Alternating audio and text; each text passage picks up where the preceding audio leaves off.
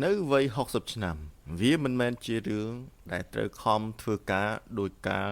វ័យ20ឆ្នាំទៀតទេនៅក្នុងដំណាក់កាលនេះជីវិតនិងការតាំងចិត្តត្រូវបានផ្លាស់ប្ដូរវាមិនមែនជាការដេញតាមក្រដាសប្រាក់ទៀតទេប៉ុន្តែវាគឺជាការឲ្យតម្លៃទៅលើពេលវេលានិងកម្លាំងដែលយើងបានចំណាយដើម្បីបង្កើតវាឡើងមករាងកាយរបស់អ្នកក៏បានចាប់ផ្ដើមប្រែប្រួលចិត្តរបស់អ្នកក៏បានស្វែងរកនូវភាពស្ងប់ស្ងាត់ហើយបេះដូងរបស់អ្នកកាន់តែឲ្យតម្លៃទៅលើសេចក្តីសុខជាងភាពអ៊ូអរកូនរបស់អ្នកក៏បានធំដឹងក្តីហើយបើពួកគេដើរតាមដំបូន្មានរបស់អ្នកនោះគឺជារឿងល្អតែបើមិនដូច្នេះទេនោះគឺជាផ្លូវជីវិតរបស់ពួកគេវាមិនមែនជាទូនាទីរបស់អ្នកទៀតទេនៅក្នុងការរ៉ាប់រងរាល់ការសម្រេចចិត្តដែលមិនមែនជារបស់អ្នកការចិញ្ចឹមបីបាច់បានបញ្ចប់ហើយការណែនាំអាចនៅមានបន្តក៏ប៉ុន្តែការលីរែកបញ្ហាគ្រប់យ៉ាងត្រូវបានបញ្ឈប់ចៅ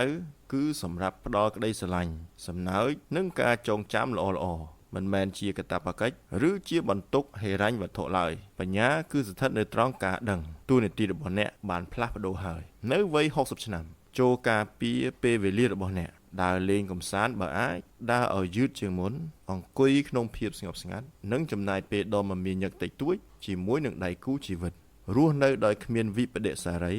អ្នកមិនជំពាក់ការពន្យល់ដល់នរណាម្នាក់ឡើយអ្នកបានបំពេញកាតព្វកិច្ចរបស់អ្នករួចរាល់ហើយឥឡូវនេះចូលរៀនពាក្យថាទេដោយមិនចាំបាច់មានអារម្មណ៍ថាខ្លួនខុសជ្រើសរើសខ្លួនឯងដោយគ្មានភាពអៀនខ្មាសសម្រាកដោយមិនចាំបាច់បារម្ភអំពីការវិនិច្ឆ័យរបស់អ្នកដទៃព្រោះថាភាពសុខសាន្តជារង្វាន់នៃជីវិតដែរភាពស្ងប់ស្ងាត់ក៏ជាជោគជ័យមួយដែរហើយការដែលមានម្ចាស់ការនៅលើពេលវេលារបស់ខ្លួនឯងគឺជាទម្រង់ចុងក្រោយនៃទ្រព្យសម្បត្តិដ៏ពិតប្រាកដ